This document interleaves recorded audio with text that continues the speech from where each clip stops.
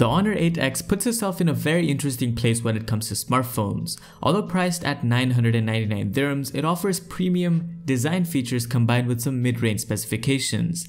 The all bezel-less look, the glass and metal build, and the notch up front are all things we associate with flagships. Yet this phone, for a much smaller proportion of the price, does pretty much all of that. The feel in the hand for this phone is solid. At 175 grams, it's not cheap feeling at all, and the 19.5:9 form factor makes it a manageable size. Its 6.5-inch LCD panel offers a Full HD Plus resolution and comes with added Gorilla Glass 3 protection. It's even nice to see Honor throw in a pre-installed screen protector which hasn't peeled off over use, and a silicone case to emphasize this protection further, all at this price point. Now, as far as budget phones go, this has all the bells and whistles. Offline FM radio support, a 3.5mm headphone jack, and a rear-mounted fingerprint scanner are all pretty useful things to have, which again, even the highest end flagship phones now don't come with. But getting back to using this phone, I'd say the screen is pretty good. Using it outdoors is a bit of a challenge, but it's not the worst. Whereas for multimedia consumption, the screen doesn't support HDR10 content. So colors are a bit dull looking and not the most vibrant, but Honor does give you a way to adjust them to your liking in the settings. The major drawback though has to be that speaker.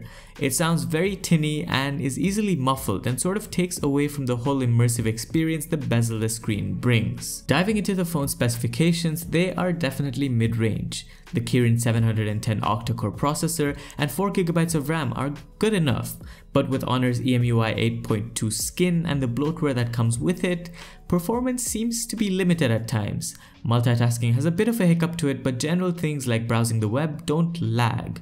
I've sometimes noticed the phone shows some poor Wi-Fi reception with speeds dropping drastically, and not having an NFC option might be a drawback for those people who rely on mobile payments a lot.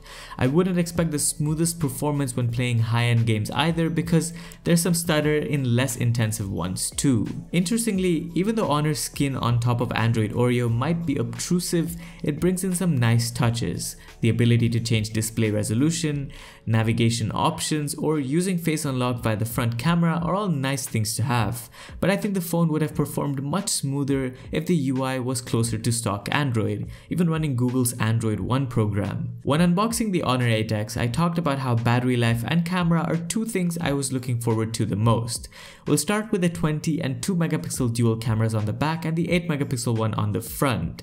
These are powered by artificial intelligence or AI, which is great to see on a budget phone, but the performance is a bit inconsistent just like the rest of the camera experience. In daylight, the camera is capable of taking good pictures and even portraits, but I wouldn't recommend using AI, which works well for more indoor shots or scenes with average lighting, such as sunsets. For nighttime photos with enough light, the phone does well, but as light levels start to drop, noise starts to creep in. Here too, AI just seems to ruin the overall look of the picture, and I wouldn't recommend using it in this case.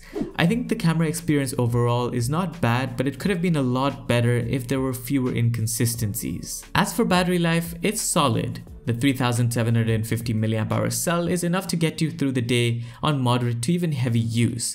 You can clock around 8 hours of screen on time, and that can vary depending on your usage.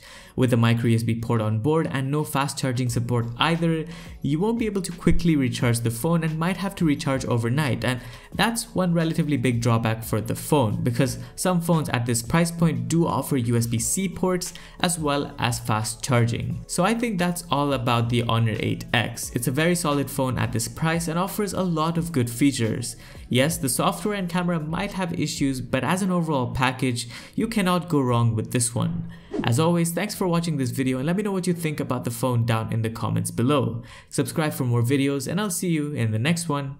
Adios.